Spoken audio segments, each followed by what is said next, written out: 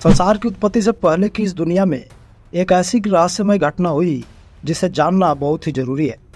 आइए आज की इस वीडियो में हम संसार की रचना से पहले हुई उस रहस्यमय घटना के बारे में विस्तार से चर्चा करेंगे। पूरी जानकारी के लिए वीडियो के अंत तक बने रहे। आइए वीडियो में आगे बढ़ते हैं।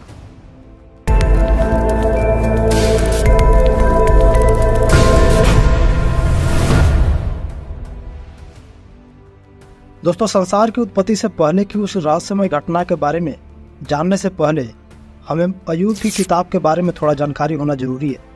इसीलिए आइए पहले हम अय्यूब की किताब से शुरू करते हैं। दोस्तों, उत्पत्ति की किताब अध्याय 6 और अय्यूब की किताब अध्याय 1 और 2 ने परमेश्वर के पुत्रों और नपीली लोगों की रहस्यमय पहचान के कारण कई लोगों को आश्चर्य में डाल दिया है। बाइबल के अय्यूब की किताब में हमें एक व्यक्ति देखने को मिलता है जिसका नाम है अय्यूब, जो धनी था और अपने पूरे परिवार और विशाल झुंड के साथ ऊंच देश में रहता था।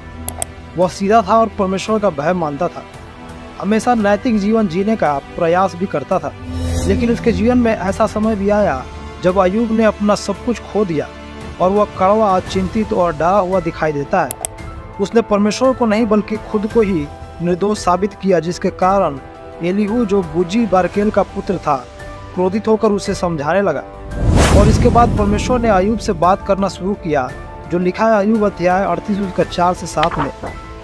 जब मैंने पृथ्वी की नींव डाली तब तू कहाँ था? यदि तू समझदार हो तो उत्तर दे। उसकी नाप किसने ठहराई? क्या तू जानता है? उस पर किसने सूत खींचा? उसकी नींव कौन सी वस्तु पर रखी गई, या किसने उसके कोने का पत्थर बिठाया? जबकि भोर के तारे एक साथ आनंद से गाते थे और परमेश्वर के सब पुत्र जय जयकार करते थे। दोस्तों, यहाँ पर थोड़ा ध्यान दीजिएगा। लिखा है भोर के तारे एक संग आनंद से गाते थे और परमेश्वर के सब पुत्र जय जयकार करते थे।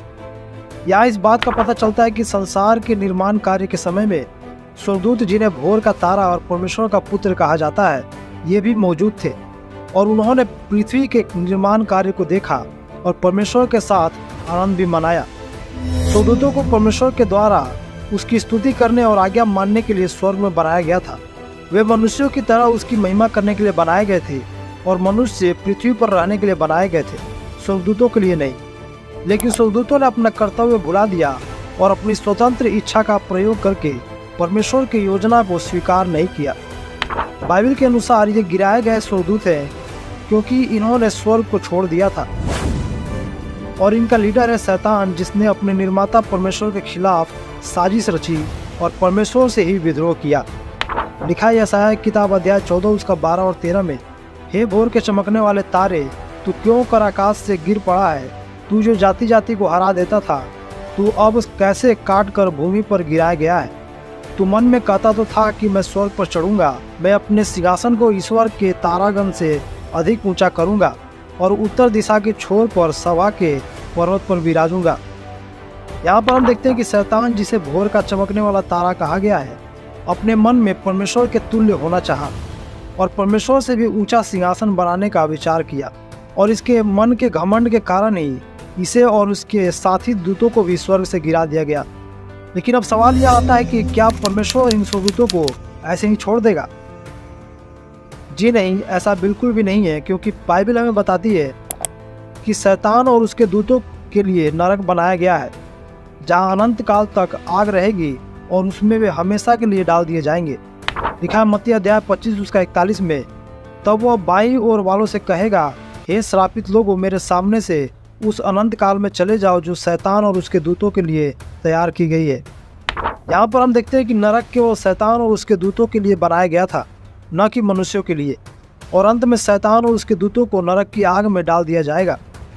बाइबल यह भी बताती है कि जब स्वर्गदूत गिराए गए तो उन्होंने पृथ्वी पर मनुष्य की पुत्रियों के साथ विवाह करके पाप किया और अपना वंश बढ़ाने लगे।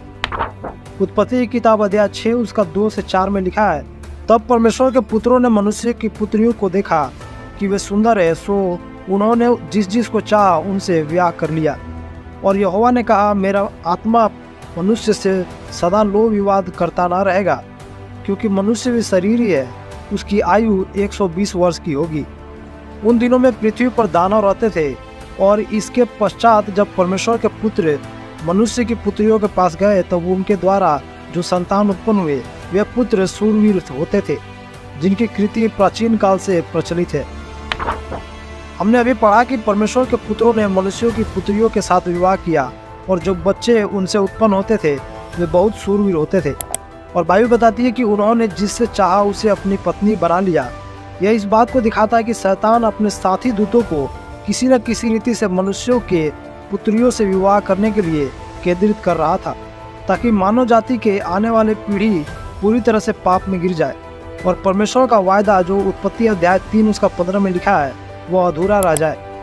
प्राचीन यहूदी धर्म और प्रारंभिक कलीसियाओं का मानना था कि परमेश्वर के पुत्र आध्यात्मिक प्राणी या स्वर्गदूत थे जिन्होंने मनुष्य के पुत्रों से विवाह किया था और नपीली के नाम से जाने जाने वाले शूरवीरों को जन्म दिया। परमेश्वर के पुत्रों के बारे में 3 प्रकार से समझा जा सकता है। पहला कि वे गिराए गए स्वर्गदूत थे, दूसरा वे मानव जाति के शूरवीर शासक थे, या तीसरा ये दक्षिण के धर्मनिष्ठ वंशजों से थे जिन्होंने कैन के दुष्ट वंशजों से विवाह किया था। परमेश्वर के पुत्रों का उल्लेख हमें अय्यूब की किताब में भी देखने को मिलता है, अध्याय 1 उसका 6 और अध्याय 2 उसका 1 में। दोनों पदों में हम देखते हैं कि परमेश्वर के पुत्रों का जिक्र है जो परमेश्वर के सामने उपस्थित थे और उनके बीच शैतान भी मौजूद था, जो अय्यूब को दुख देने के लिए परमेश्वर से अनुमति लेने पहुंचा था। उत्पत्ति की किताब में हम रहस्यमयी व्यक्तित्व को देखते हैं, शूरवीर पुरुष जो सभी प्रसिद्ध लोगों में से थे, लेकिन यहाँ इस बात का जिक्र नहीं है कि नपीली कहाँ से आए। बस इतना बताया गया है कि उन दिनों पृथ्वी पर दानव या नपीली रहा करते थे। इस बात को लेकर कई सारे विवाद भी उठते हैं। कई स्कॉलर्स का मानना है कि परमेश्वर के पुत्रों ने जब मनुष्य की पुत्रियों से विवाह किया तब नपीली उत्पन्न हुए, तो कई लोग इस बात को नहीं मानते हैं।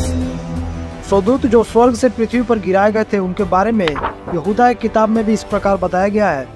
फिर जो स्वर्गदूतों ने अपने पद को स्थिर न रखा वरन अपने निज निवास को छोड़ दिया, उसने उनको भी उस भीषण दिन के न्याय के लिए अंधकार में जो सदा काल के लिए है बंधनों में रखा है। यहाँ पर हम देख सकते हैं कि जिन स्वर्गदूतों ने लूसीफर यानी शैतान की बातों में आकर परमेश्वर से विद्रोह किया, उन्होंने अपना अधिकार खो दिया और उन्हें स्वर्ग से पृथ्वी पर गिरा दिया गया। उन्हें अंतिम दिन के लिए रखा गया है कि उन्हें बंदी बना लिया जाए। आशा करता हूँ कि आज की इस वीडियो से आपको कुछ सीखने को मिला होगा। वीडियो को लाइक करें, अपने विचार हमें कमेंट करके जरूर बताएं और चैनल को सब्सक्राइब करना ना भूलें। हम फिर मिलते हैं अगले वीडियो में, तब तक के लिए धन्यवाद। जय मसीह की।